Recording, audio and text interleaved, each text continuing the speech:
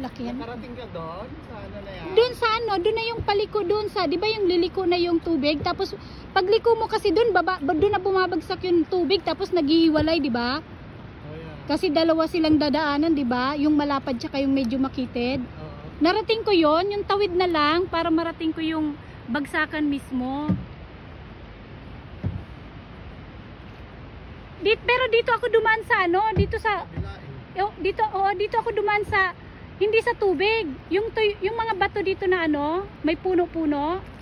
Diyan ako dumaan. Kasi nga gusto kong makita kung gaano kalayo pa. Sabi ko ay mga 2 minuto lang nandun na ako sa bagsakan eh. Kasi 2 minuto kasi mahirap tumawid, tsaka yung di ba yung lakad mo is kailangan mong isipin yung aapakan mo.